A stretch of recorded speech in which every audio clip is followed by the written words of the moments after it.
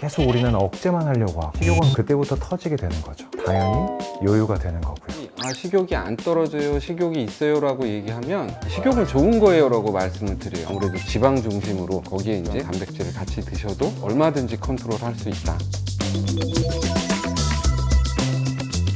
원장님, 보통 병원에 오시는 환자분들 보면 내가 왜 살이 찌는지 모르겠다. 난 그렇게 많이 먹지도 않고 활동량도 적지 않은데 이상하게 나는 살이 안 빠진다. 아니면 살이 빠졌다가 금방 요요가 온다라고 얘기하시는 환자분들이 진짜 제일 많으신 것 같은데 그런 분들한테 뭐라고 말씀해 주세요? 그런 분들한테 드리는 질문이 있어요. 편하게 먹고 지내도 살찔 걱정 안 했던 그런 리즈 시절이 있지 않았냐고. 그럼 환자분들 대부분이 있었다 그러거든요. 그래서 잘 안 찌는 체질에서 살이 잘 안 빠지는 체질로 바꿔놓으셨기 때문에 아무리 안 먹고 운동을 많이 해도 겨우겨우 안 찌게 버티고 있는 거지 살이 잘 빠지지는 않는 상태가 되셨습니다. 이렇게 말씀을 드립니다. 말씀대로 실제로 저희 한의원에는 처음 다이어트를 하러 오시는 분들보다는 식욕 억제제를 먹어도 보고 지방흡입도 해보고 싹센다 주사도 맞아보고 심지어 단식원에도 가보셨던 그런 분들이 이 다이어트가 요요 때문에 평생 숙제로 안고 오시는 분들이 굉장히 많은데요. 결국 얘기하시는 게 식욕 얘기 사실 되게 많이 해주시거든요. 스트레스 영향도 있고 환경적인 요인도 있지만 어찌됐든 식욕이 너무 많은 거죠. 저는 사실 환자분들이 식욕이 안 떨어져요, 식욕이 있어요 라고 얘기하면 식욕은 좋은 거예요 라고 말씀을 드려요. 약을 먹고 다이어트를 하는데 식욕이 안 떨어져요 라고 얘기를 하면 그거는 약을 더 세게 써야 된다라든지 식욕을 떨어뜨리기 위한 어떤 뭔가를 해야 되는 신호가 아니라 지금 내 몸이 더 먹고 싶어 하는 이유가 있으니까 그 얘기는 내 몸이 굉장히 불만이 있다라는 거거든요. 그래서 그 불만을 해소시켜주는 방향을 찾으면 내가 먹은 거를 오히려 살 빠지는 데 필요한 에너지를 활용을 하기 때문에 더 건강하게 살이 빠진다. 이렇게 말씀을 드립니다.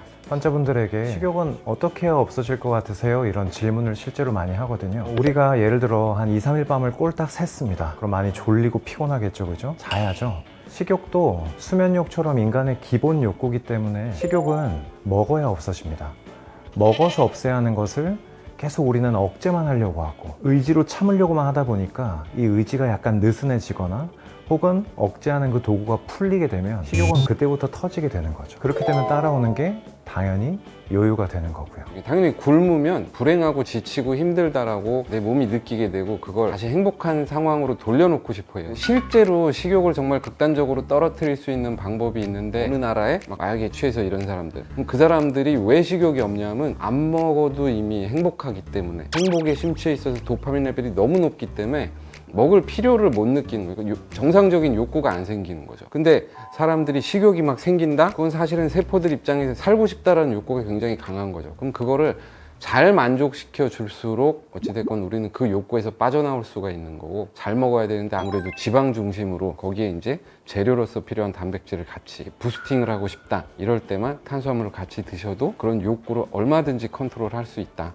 이렇게 생각합니다. 식욕을 억제해서 먹을까 말까를 고민시키는 게 아니라 A를 먹을까 B를 먹을까 선택할 수 있게 식욕에 대한 조절을 실질적으로 도와드리는 거거든요. 그래서 식욕 자체를 꺼트린다고 해서 우리가 성공적으로 다이어트를 하게 되는 게 아니라 어떤 거를 먹어야 되고 또 어떤 것을 먹어야 되지 말아야 되는지 우리 몸에서 어떤 안 좋은 영향을 주고 또 어떤 좋은 영향을 주는지 이거에 대해서 고민을 하실 필요가 있는 거지 식욕과 다이어트를 같이 묶어서 생각하실 필요는 전혀 없습니다. 우리 고도비만 분들 사실 식욕 억제가 생리적으로 굉장히 어려운 상황이고 또 약의 도움을 받더라도 억제가 잘 되지 않아요. 그래서 어떤 병원들에서는 수술만이 유일한 방법이라고 대안을 제시하기도 해요. 보통 위소매 절제술이나 루아이 위우회술 이런 것들 많이들 시행을 하는 방법인데 수술이라는 게 장단점이 있겠지만 결국 수술이라고 하는 것 자체가 가지는 리스크가 있을 수밖에 없다라고 생각합니다. 그래서 결국에 이 사람이 정말 수술밖에 안 될 것이냐 저희는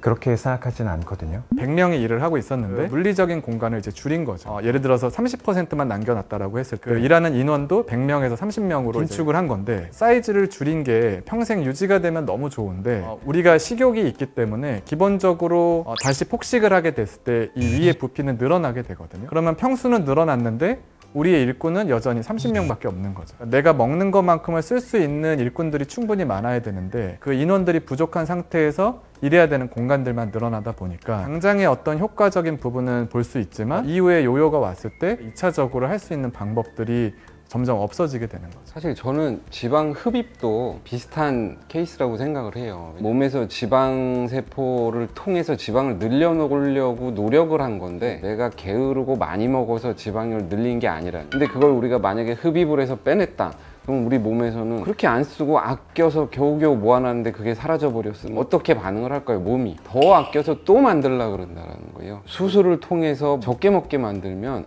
저절로 살이 빠지고 몸이 건강해지는 게 아니고, 이렇게 못 먹게 됐으니까 몸은 더 에너지가 부족할 거고, 결국 어딘가에서는 다시 못 먹게 된 만큼 더 아끼고 어딘가에다 축적을 하려는 반응이 생길 거다. 결국에는 뭐 시술이든 수술이든 약이든 식욕과 싸우는 어떠한 형태의 모든 다이어트들이 그때 효과를 줄 수는 있지만, 우리가 굳이 병원 가서 치료를 할 때는 약 먹을 때만 괜찮으려고 치료를 받는 경우들은 없거든요. 그래서 앞으로 약을 먹지 않고도 어떤 치료 행위가 없어도 괜찮을 수 있도록 하는 게 치료라고 생각이 듭니다. 좀 환자분들이 좋은 습관을 일단은 가지시려면 배고파, 고기 먹어. 배 안 고파, 고기 조금 먹어. 이렇게 말씀을 드리거든요. 그러니까 결국에는 단백질과 지방을 충분히 섭취하라는 거, 자꾸 먹는 양을 줄이는 쪽으로 생각하는 게 아니라 먹으면서도 유지해야지 이거에 대한 것들이 오히려 다이어트의 감량에 대한 효과도 그렇고 유지에 대한 효과도 더 좋다고 생각하시면 됩니다. 배가 고파서 뭘 먹었는데 돌아서니까 또 배가 고프고, 먹고 나니까 졸리고 나른하고, 이런 부분들 어떻게 설명해 주실 수 있나요? 대표적인 혈당 스파이크의 증상이 아닐까 하는데요. 혈당 스파이크는 말 그대로 식후에 혈당이 급격하게 올라가는 상황을 의미합니다. 일단 혈당이 급격하게 올라가는 현상을 그 혈당 스파이크라고 하는데, 급격하게 올라간 혈당은 인슐린에 의해서 또 급격하게 떨어지게 됩니다. 그럼 급격하게 떨어질 때 우리 몸은 상당한 불안감을 느끼게 되고, 그 불안감 때문에 다시 혈당을 올리고 싶은 욕구가 생기게 되고, 그리고 그 불안감은 다시 또 다른 혈당을 요구하게 만들기 때문에 탄수화물이나 당이 많은 음식을 계속해서 찾게 만드는 원인이 된다고 생각합니다. 제일 흔하게 실수하시는 게 그 과일인 것 같아요. 땅에서 나는 식품이다 보니까 좀 안전하다, 건강하다라고 생각하시는 경우들이 많은데, 근데 물론 정말 과일 중에서는 뭐 비타민도 들어가 있고 식이섬유도 있고 좋은 성분들이 있는 것들이 충분히 있는데, 예를 들어서 하체 운동은 너무 좋은 운동인데 무릎이 안 좋으신 분들은 하시면 안 되는 운동이 하체 운동이거든요. 그러니까 마찬가지로 우리가 혈당에 대한 위험이 있거나 또는 비만이 있거나 하시는 분들은 과일은 당장에는 좋은 식품이라고 보지 않는 것이 맞습니다. 저도 비슷한 류의 답변을 환자분들께 많이 하는 것 같아요. 원장님, 과일이 그렇게 좋다며. 제 아들도 과일 많이 먹이는데 먹이지 말까요? 상황이 다른 거죠. 과일에는 뭐 항산화 물질도 많고 식이섬유도 많고 무기질도 많고 너무 좋습니다. 하지만 지방간이 있거나 혈당 조절이 안 되는 상태, 지금 상태는 우리가 제한을 해주셔야 된다 말씀을 드리고, 시간이 지나서 지방간도 개선이 되고 혈당 수준도 안정화되면 지금보다는 더 드셔도 될 것이다, 이렇게 말씀을 드리고 있어요. A라는 사람은 똑같이 혈당을 먹어도 이 정도 올라간다면 B라는 사람은 더 높이 올라갈 수 있어요. 이 B라는 사람의 경우에는 스트레스가 굉장히 많은 분들도 계시고, 또 출산 직후, 갱년기, 몸의 상황이 대사가 떨어질 때 인슐린 저항성이 높아지거든요. 그래서 저희는 혈당 스파이크 자체가 올라가는 그 상황 자체에도 집중을 하지만 왜 올라가는지도 체크를 하고 있어요. 혈당 조절에 좋은 음식들, 이러면서 뭐 에사비 이런 것뿐만 아니라 잡곡밥이 좋다, 귀리 종류나 여러 가지 곡물들이 유행을 하잖아요. 하지만 우리가 지금 살을 빼야 되는 입장이라고 봤을 때 혈당이 빨리 올라가느냐, 혈당이 천천히 올라가느냐의 차이가 있을 수는 있지만 혈당치를 올리는 고점은 거의 비슷할 거기 때문에 잡곡을 먹든 흰밥을 먹든 결국에는 살을 찌우는 거는 매 한 가지다라고 설명드립니다. 그래서 결국에는 지금 다이어트를 하고 계신다라면, 그리고 혈당 조절이 잘 되지 않아서 고민 중이라면, 결국에는 이 식사량을 줄이는 게 중요한 게 아니라 식사의 내용을 바꾸는 게 가장 중요하다, 이렇게 생각하시면 될 것 같습니다. 명쾌합니다. 보통 저 같은 경우는, 그러니까 우리가 몸 안에 쌓이는 내장 지방이 있고 또 피부 밑에 쌓이는 셀룰라이트, 피하 지방이 있는데, 그 엉덩이 뒤에 이렇게 우들두들 하신 분들이 있잖아요. 그러니까 그런 분들은 내가 늘 신경 쓰이는, 살을 다 빼고도 그래도 여기는 조금 신경 쓰이는 것 같아요 라고 하는 부위에 그 지방분해 약침을 시술을 함으로써 셀룰라이트를 분해시켜주고, 또 이게 실질적으로 감량에 대한 효과를 또 도움을 주기도 하고요. 전체적인 라인이 예쁘게 뺄 수 있게, 또 건강하게 뺄 수 있게 도움을 주는 게 지방분해 약침이라고 알고 계시면 됩니다. 이게 셀룰라이트도 셀룰라이트지만 살을 빼고 나서 피부가 처진다는 분들이 굉장히 많으신데 이 지방분해 약침은 탄력성 유지에도 굉장히 도움이 됩니다. 2021년에는 SCI급 논문에서 지방분해 약침의 효과에 대해서 증명도 되기도 했고 과학적으로 증명이 많이 되고 있어요. 이 부분의 효과가 진짜 좋았다 이런 후기들이 있었을까요? 아무래도 여성분들은 다른 곳과 다르게 윗팔 부분에 늘어지는 살, 그리고 러브핸들 같은 옆구리살, 그리고 배꼽 주위에 볼록 튀어나오는 똥배 같은 살, 브래지어 끈 라인 쪽으로 만져지는 등살, 이런 부분들이 대표적이었다라고 저는 생각이 됩니다.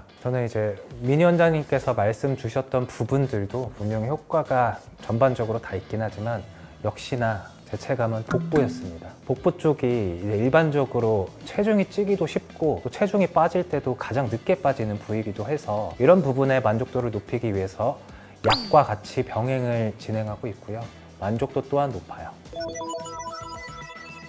실질적으로 이러한 방법들을 통해서 또 치료를 통해서 우리가 당장에 살을 잘 빼는 부분도 있지만 또 요요가 오지 않는 체질로에 대한 전환을 도와드리는 부분이기 때문에 영상을 통해서는 많은 부분들에 대한 전달을 드리지 못했지만 궁금하신 점 있으시면 댓글 남겨주시고 직접 내원하시면 조금 더 정확하게 환자분들한테 맞게 내가 왜 쪘는지 어떻게 빼야 되는지 가르쳐드리고 진료 도와드리겠습니다. 감사합니다.